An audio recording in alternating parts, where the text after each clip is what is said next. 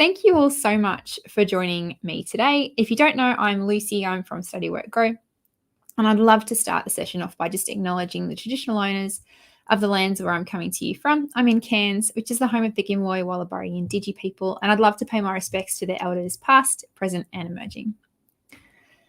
So as I said, today we're going to be talking about subject selection, and it's something that's quite close to my heart. I had to go through subject selection last year with my 16-year-old for the first time. My daughter will be going through it next year. So it's something that I've experienced both as a career counsellor, but also as a parent. And this is the first time that I've sort of revisited the materials after having gone through it as a parent. So I think that's influenced some of the changes that we've made. But we're going to be talking about three real key things today. The first is that we're going to be talking about how selecting subjects is really a conversation. It's not just something that, it's not tick and flick. It's actually a conversation that is had between multiple people. We're going to be looking at some of the research behind subject selection. We did quite a bit of research back in 2021, and we'll unpack that and look at what's changed a little bit. And then I'm also going to share with you some of the Study Work Grow resources that we've developed and that might be able to help you. I know they're already helping schools. We've just released them on Monday, but we've already had quite a number of schools using those resources. So I'll share what they are and what they look like and how you can use them as well. So that's what we're going to be covering. We've got half an hour. Well, I put half an hour in the time. I've got like 26 slides, so it might take half an hour. It might take slightly more. It might slightly less. But we've got time for questions at the end, and I don't need to go anywhere in a hurry, so we'll just get through the questions. So we're aiming for half an hour. If you've got kids to pick up or you've got dinner to put on or whatever else you've got going on, that's how long we're hopefully going to be here for. So subject selection is a conversation, and I said that right at the start.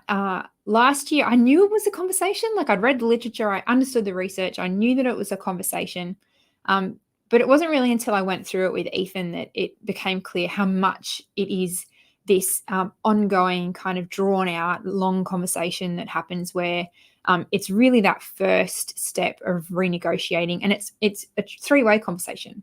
It's not just between the student and the parent or the student and the school.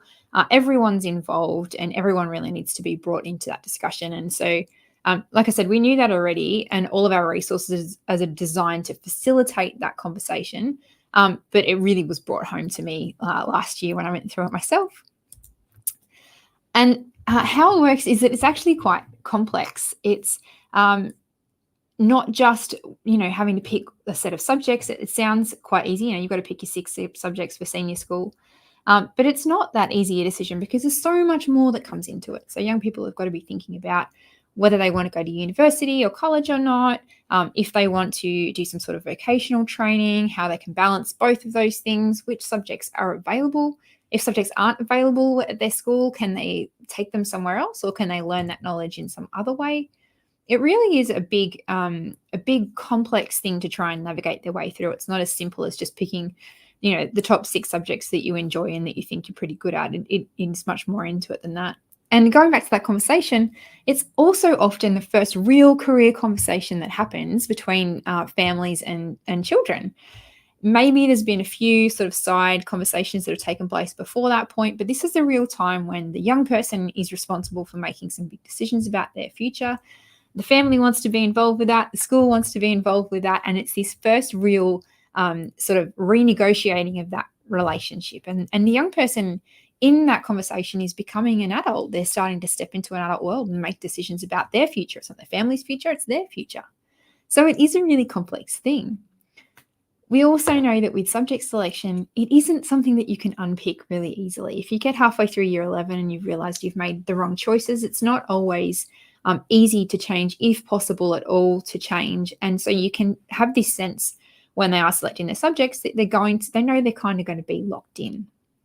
And the last point about this conversation is that, unfortunately, even though we know it shouldn't be, it still tends to be a binary kind of conversation that takes place. So do I want to go to university, or do I want to go on a vocational pathway? And it can be very difficult in the current system for students to combine the two, although it is possible, particularly if they're in a school where perhaps vocational subjects aren't offered on campus and students might have to go off campus. And so it's important to note that in the conversation, we really want to try and avoid it being a binary wherever we can. So I mentioned earlier we did some research back in 2021. We published a report into subject selection. It's still available. It's on the website, and I'm sure Rob will also share it in the comments. It was quite a bit of work that went into creating this report, and we really looked at uh, what happens during the process and what young people need to think about and what educators need to think about. It was well received at the time, and I think there's some things that really sort of stay true about the report that I'm just going to go through quite briefly now, because I think, like I said, I think they're still quite pertinent. There were three key findings that we made. The first is that, as we all know, assumed knowledge is important.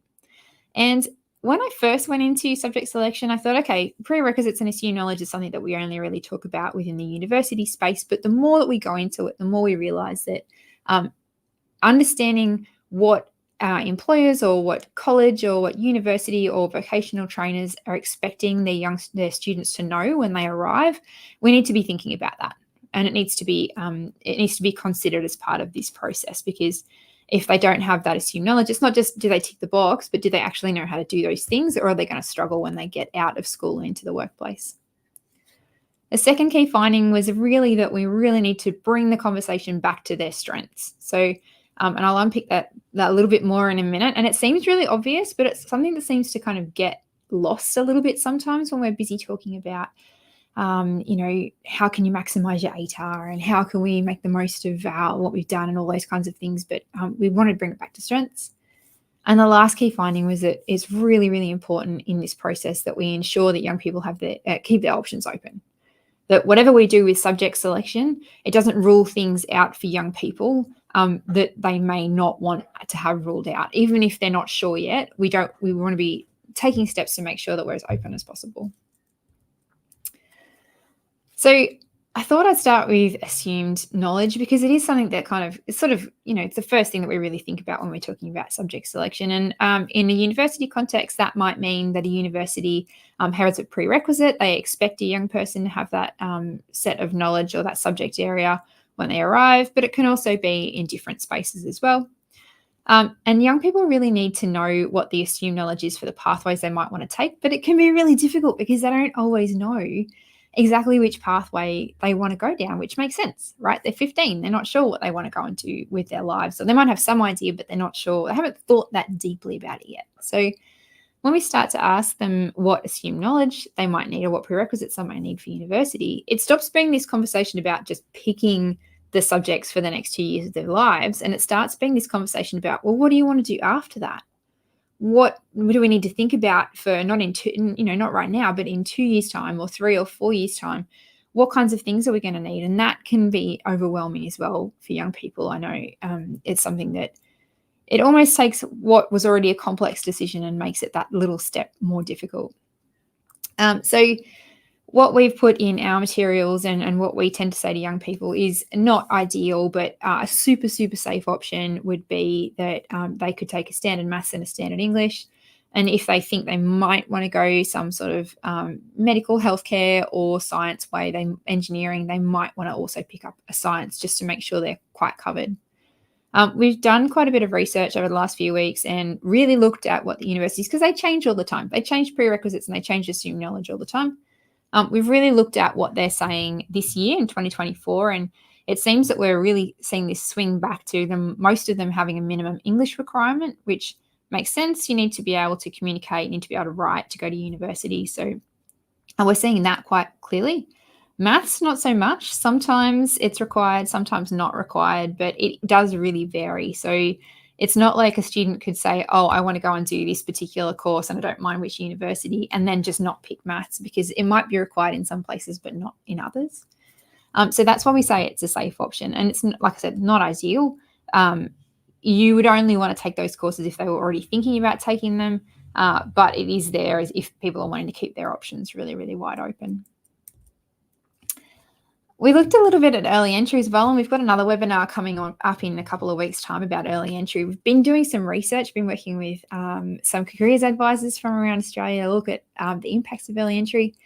The survey has been really interesting. We're really seeing this strong trend that early entry really had a huge impact on the mental health of the students who got an early entry. and that the vast majority of them say they didn't slack off. They didn't actually work any less because they got an early offer before they sat their final exams. We would need to wait and see what the full data says. But in any case, we know if we're in this space that early entry is very much in a state of flux at the minute. It's being talked about in a lot of different places. Everyone seems to have an opinion. And one reflection of that is that pre-COVID, we had very few early entry programs. I think there were about 17 back in 2019. COVID really bumped things up. And for a long time now, we've had almost every university has been offering at least one early entry program. But this year, things are starting to change. And we've seen quite a few universities either go back to one where they might have had multiple early entry programs or cut their program entirely. And what this means is that assumed knowledge and prerequisites kind of become a bit more important again, because if people are going to be relying on those ATARs a little bit more, which I don't know if we're going to see that, but if that is the case, we might need to be thinking about that as well. So that's worth talking about. And then the next thing that we always suggest when we talk about work experience, about subject selection, is really to focus on their strengths. So when they're selecting their subjects, not to be thinking about what's going to scale the best or what's going to look the best on when I'm talking to people and I can say, oh, I took this subject, that was really hard, or avoiding, say, subjects that they really enjoy because they think that it's maybe too easy. We don't really want any of that to take place. What we really want is for them to be thinking about what they enjoy, what they're interested in, and what they're really good at. I love this quote that Year 10 aren't known for their rational decision-making skills. I can vouch for that. I have a Year 11 student and a Year 9 student in my house right now, and rational decision-making is not within their strengths. So when we do focus back on the things they enjoy and they're interested in, the things that they're pretty good at, it can make that conversation a little bit easier, and it makes it more likely that they're going to succeed down the track. And I love this. I've been seeing this kind of trend where we're seeing young people who have left school who are actually picking the things that they're interested in. They're actually leaning into their strengths, and they're starting to pick the courses that they really want to do for their lives. So there's been some news lately that students are actually choosing humanities courses, which is great. My first degree was an arts degree.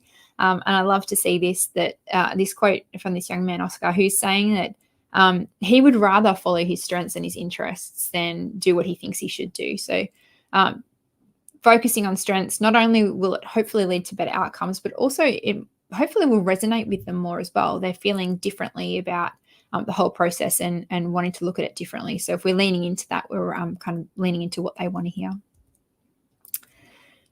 But in order to work out their strengths, sometimes they really need feedback. So it's not always as easy as them working it out by themselves. And we have the workbook, which does go through that a little bit for them. And they can, if they're using the workbook, it will help them unpack their strengths and their interests. But they do need some feedback in this process. So what we recommend is that teachers can help with this. And it might be that during your information evening for the subject selection that you actually bring some teachers in. And you might allow students after the session to go and have a quick chat with their different teachers or different senior teachers and say, hey, which level of maths do you think I should be taking? Or do you think I'd be better off with history or geography, or whatever it might be, allowing that conversation to take place. Because going back to what I said at the start, this is definitely a conversation between the student, the families, and the school. So in doing something like that, you're going to be allowing that conversation to take place. And the last thing that I kind of wanted to mention about the research is that we can't really ignore the labour market anymore.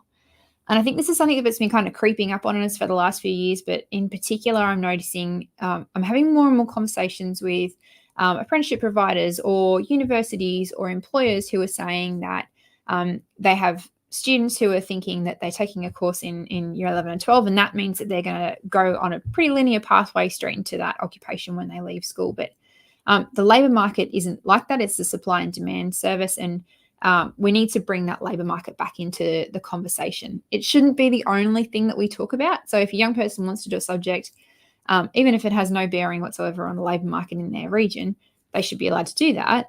But it should be brought into the conversation so they can consider it, because sometimes I feel like it's not always easy for them to really understand how the subjects they might take might connect to the labour market.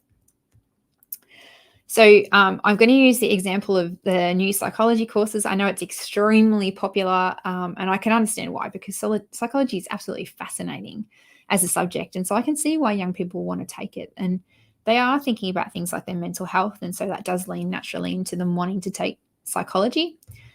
It's a relatively new subject in some places. This data is from the Australian Psychological Society, and it's a little bit out of date now, but I believe Queensland and New South Wales have both got psychology programs. But as you can see, in Victoria, for example, on this chart, they have more students taking psychology than they do have any of the other sciences. So as far as sciences go, it is very, very popular. But there are problems with that because we have large numbers of students taking psychology and then large numbers of students going into undergraduate psychology. It's a very, very popular course, but only a very small percentage of students who have been undergraduates in psychology actually go on to become psychologists. Only around 8.4% of them actually progress to honours year. And now they've just changed the rules again. So now they need to do 2 years post that honours year. And it's extremely competitive to get into. So it's quite, I mean, it's definitely possible, but not every student who studies psychology in year 11 and 12 is going to be able to progress to become a psychologist. And I found this quote particularly scary that a lot of psychology graduates are spending 2 years in hospitality before becoming psychologists because that's how tight the labour market is for psychologists. And so we need to be having that conversation with students if they're picking psychology. If you're picking psychology because you want to understand the brain and you want to understand how we think and you want to understand all of those things, that's fantastic. And it's applicable in all these different areas. But it's important that we don't tell them that they're going to all be able to become psychologists and that's like the only pathway from that. Yes, because psychology is such a great foundation for other different pathways. And we see that with other different areas as well, other vocational areas as well. And that's one of the reasons why we've changed up the subject selection guide this year. So we trialed it last year and it worked really well, and we've really refined it this year so that it's actually got, for each subject, we've put labour market information at the bottom of the page in the guide so that your students can go through and they can see, okay, if I'm going to be taking psychology, that might lead to one of these different career pathways, and these are the number of people that work in that pathway, and this is the growth prospects for that pathway, and this is what I might earn there. So that might not be set in stone. Obviously, it's going to be different depending on where they are, but it's just getting them thinking a little bit beyond, okay, psychology means psychologist. They're taking it a little bit further. So that was kind of the research behind it. Now I'm going to just talk quite briefly about the resources that we've provided for subject selection. We provide 4 key things. Obviously, the report that I've talked about already. We have a guide, which is really comprehensive, and it also comes with posters. We have a workbook that students can work through, and we have a calculator as well. If you're a Study Work Grow member, you can find all of these things already on your dashboard, and they also come out via email. So I'm pretty sure we sent out that email on Monday morning, but we can send it out again. You can find them on your dashboard under guides, and there's the calculator information is there under the calculator tab. So really easy for you to find. The guide is, like I mentioned, it's really designed to get young people thinking through what each subject might look like. We're only a really small team, so we're not able to tailor it for each state. So it's not going to have exactly the same subjects that you might have on offer, but it's got the vast majority of them. And what we've been saying to people is if you know that your students really want to see different terminology, feel free to edit those PDFs and add some more information on there to be a little bit clearer for them, if that's what they would like. But it walks them through the process and it gets them thinking about all those different things they might do with that subject area, which is really great. Oh, and I should have mentioned, there are posters as well. So each of these individual pages that have a subject area on them, they're available in a poster as well. So if you want to print them out, or you could give them to, say, your different departments and allow them to post them up so students can have a look and a think throughout the year, maybe rather than it just all being in one period, they're available for you as well. So we have a workbook. This is something that we started putting together about 5 years ago now, and I really love it. And I always love it when I see a young person get the workbook for the first time, because it is something that kind of they dip their toes a little bit into it, and then I'd see them 20 minutes and half an hour later and they're still going through. It really scaffolds the thinking process that gets them to the point where they've kind of confirmed what they enjoy, what they're interested in, and what they're good at. It asks them to use a list from your school that has your subjects on it. So we're giving them the guide and giving them those materials, but we're also referring them back to you, to your own policies in the own subjects that you're sharing. And they can use that as they're going through the workbook. The workbook is used in a lot of different ways in different schools. We have some schools who use the workbook prior to subject selection. So they might send it out via email or share it with students and say, hey, this is something for you to look at and have a think about. If you want to work through it before the information evening, great. If you don't have to. Other schools will actually do it after that. So they'll do an information session and then they'll share the workbook after that and be like, right, here's all the information that you need. Now go do the workbook, then let's fill in the subject selection actual form. So how you use it is really up to you. We don't mind. And if you, for example, if you don't want certain pages to be in that PDF, if you're handy with Adobe, you can just delete pages that you don't want or just transfer it into individual pages. So you can just maybe use one or two of the activities and that's entirely fine as well. We do get a lot of really good feedback about the workbook and I really enjoy it. I shared it with my my daughter who's in Year 9 the other night for her to have a look at, and she was well and truly into it. It comes in an editable PDF, so they can store it digitally and edit it digitally, but there's also a print-friendly version as well. So if you've got students who need it in a print version, it's easy to do that. And then the last tool that we've had for a while as well, but we've revamped for this year is the calculator. When I designed the calculator the first time, I really didn't want to be putting students in a position where they entered a little bit of detail about themselves and we told them what to take. I wanted to get them to a spot where then they could explore and feel confident exploring around their different options within the calculator, but that it didn't give them all of the answers.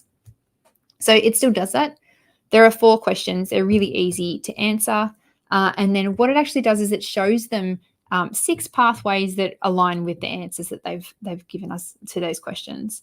And then for each of those, if you can see here on this robotics example, we tell them some of the required subjects that they might find if they want to follow that pathway, some suggested subjects, which are very unlikely to be required by a university or a vocational training provider, but we reckon that they go quite well together. So it would make sense that if you're interested, say, in moving into robotics, that you could take some of these subjects like computer science or engineering at school. And we also have underneath that but I ran out of space, we have like vocational subjects as well that we suggest that go with each pathway.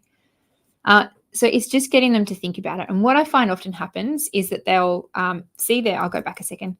So they'll see all their results that we've got on this right-hand side of this screen. Here are some suggested pathways. They'll see them together and they'll start to open the little tabs and required subjects and they'll see, oh, standard English is required in all of these. Cool, well, that's probably a good sign that I probably should be doing standard English. And they might look for other commonalities in the suggested subjects as well. So what I often find happens with a calculator is that it doesn't necessarily give them all the answers, but it does confirm things for them.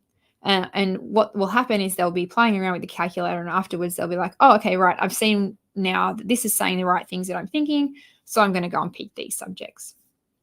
As I said, we had 15,000 students a year doing the subject selection calculator, and we've just revamped it and we released it on Tuesday. We sent out the link on Tuesday morning, and we've had almost 300 people through it already. We've had a whole school put their entire year cohort through.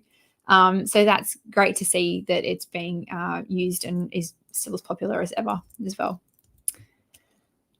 We asked them lots of different questions, and this year we've decided to collect some data from them, not individual student data. There's nothing that identifies the students personally, but it does collect data from all your students and it aligns it back to your school. So we can see things like which work environments appeal to them, and we'll be able to give in time, and we haven't set that up yet, but once we've got a few more responses, we'll be able to give you that data as well. So if you're wanting to run your entire cohort through the subject selection calculator, at the end of that, you should have a bit more information about the types of work environments and the types of work and the sorts of things that they're looking for in their interest areas, which might even help you with your own planning for those subjects. You can then use that information to go and maybe think a little bit more about what you actually want to offer. I put this graph up because when we first released the calculator on Tuesday morning, it goes out to careers advisors first, and I find that generally careers advisors like to have a play around with any tool that we send out before they share it with students. And we had about 80 careers advisors go through it really quickly, and I don't know if you can see, but they all said that they want to work in educational institutions. And none of them want to work on a work site, which is how I could tell that it was still careers advisors going through the calculator at that point. It's changed now. It's already, as soon as the students got into it, it's changed right up. And I love the calculator because it supports these conversations. So Lyndall's already been using the calculator with her students. She says it's really easy for them to use, and that's exactly what we want. We don't want anything that's going to be complicated. We just want something that's going to not answer all their questions, but help them in that conversation process.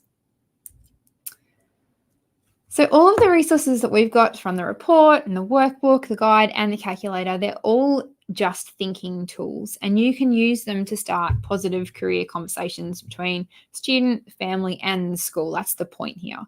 How you use them is up to you. I know that some of our schools integrate them into different classes. They might share them in an information session. You can send these home. They're all available digitally and are really easy to be shared via email or put onto your school LMS or whatever it is that you've got going on. And you can also use them with some of our other resources like the Pathways cards, or even with other resources that you're using that are not Study Work Grow resources. That's totally fine as well. What we want to see happen with subject selection resources is that we've given you tools so that you can have better, more positive conversations with young people about what they want to pick as part of that process. And I thought I'd finish off with this quote, which I absolutely love. It's from Dr. Alan Finkel, and he wrote a letter to a student back in, I think it was 2020, talking about how the important thing is to keep the doors of opportunities open. And that's really what we try to do with our subject selection materials, is just keep options open for young people so that they can build the sort of futures that they really want to build.